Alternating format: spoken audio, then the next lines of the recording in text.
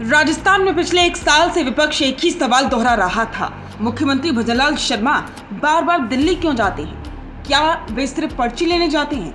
लेकिन अब जो आंकड़े सामने आए हैं उन्होंने विरोधियों की बोलती बंद कर दी है। मुख्यमंत्री के इन दौरों का नतीजा ये निकला है कि वित्तीय वर्ष 2025-26 में राजस्थान को केंद्र सरकार से 1,20,369 करोड़ रुपए की ऐतिहासिक फंडिंग मिली है। ये राशि पूर्ववर्ती सरकार के किसी भी साल के मुकाबले कहीं ज्यादा है। आखिर दिल्ली के गलियारों में भजनलाल शर्मा ऐसी क्या जादू लेकर आए कि मार्च के एक महीने में ही 19,000 रुपए राजस्थान पहुंच गए? देखिए इस वीडियो में। आंकड़ों की बाजीगरी को थोड़ा सा समझिए। शासकीय योजना के तहत जहां पिछली सरकार के 3 सालों में कुल 7,290 करोड़ मिले, वहीं भजनलाल सरकार ने अकेले 2025-26 में 10,548 करोड़ रुपए हासिल कर लिए। इतना ही नहीं, बेहतर प्रदर्शन के लिए केंद्र ने 350 करोड़ का प्रोत्साहन इनाम भी दिया है। एसएनए स्पर्श और 15वें वित्त आयोग की सिफारिशों को मिलाकर करीब 29,000 करोड़ रुपए से ज्यादा की राशि राज्य को मिली है। ये पैसा सिर्फ कागज पर नहीं है, बल्कि राजस्थान के गांव-गांव में पेयजल, सड़क और कृषि योजना को रफ्तार दे रहा है। अब समझ आया कि दिल्ली के चक्कर सिर्फ पॉलिटिकल नहीं बल्कि फाइनेंशियल भी थे। शिक्षा और स्वास्थ्य ये 2 ऐसे क्षेत्र हैं जहां भजनलाल सरकार ने केंद्र के साथ गजब का तालमेल दिखाया है। राष्ट्रीय स्वास्थ्य मिशन के तहत बजट खर्च की क्षमता 2025-26 में 98% तक पहुंच गई है, जो एक रिकॉर्ड है। चिकित्सा क्षेत्र में भी 2,693 करोड़ रुपए मिले हैं, जो अब तक का सर्वाधिक है।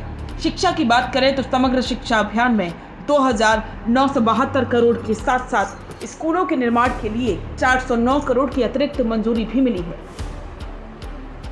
जब दिल्ली और जयपुर का इंजन एक ही पटरी पर दौड़ता है तो बजट की कमी आड़े नहीं आती, और भजनलाल सरकार के आंकड़े यही गवाही दे रहे हैं। सड़कें किसी भी राज्य की तरक्की की लाइफलाइन होती हैं। केंद्रीय निधि के तहत इस साल 1,694 करोड़ रुपए मिले हैं, जो पूर्ववर्ती सरकार के अंतिम 2 वर्षों के कुल बजट से कई ज्यादा। सबसे चौंकाने वाली बात तो यह है कि अकेले मार्च महीने में केंद्र ने 19,000 करोड़ रुपए जारी किए। राजनीति की जानकारी से मुख्यमंत्री की लॉबिंग का असर मान रहे हैं।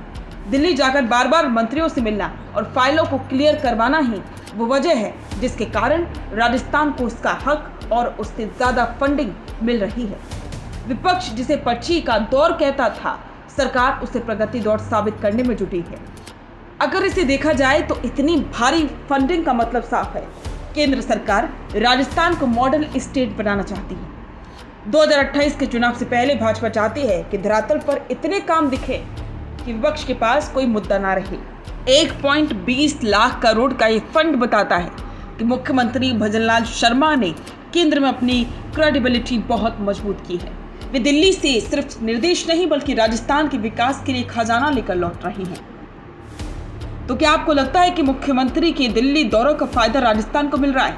क्या 1.20 लाख करोड़ की फंडिंग वाकई में पिछली सरकार से बेहतर प्रबंधन का नतीजा है, या फिर ये सिर्फ डबल इंजन का राजनीतिक लाभ है? अपनी राय कमेंट में जरूर दें और बने रहें द फैक्ट इंडिया के साथ। रुकिए और जरा ध्यान से सुनिए। क्या आप हमारी इन खबरों से अपने व्यापार को भी बढ़ाना चाहते हैं? तो आप भी खबरों के दौरान इस तरह के एलिमेंट्स पर अपना विज्ञापन दे सकते हैं, या फिर ऐसे खबर के 1 मिनट बाद अपना पूरा विज्ञापन डलवाएं, जो कि 8 लाख से ज्यादा सब्सक्राइबर्स और फॉलोअर्स वाले द फैक्ट इंडिया चैनल्स और पेजेस से राजस्थान के कोने कोने में पहुंचेगा, और इससे आपका व्यापार, ब्रांड सब कुछ बढ़ेगा।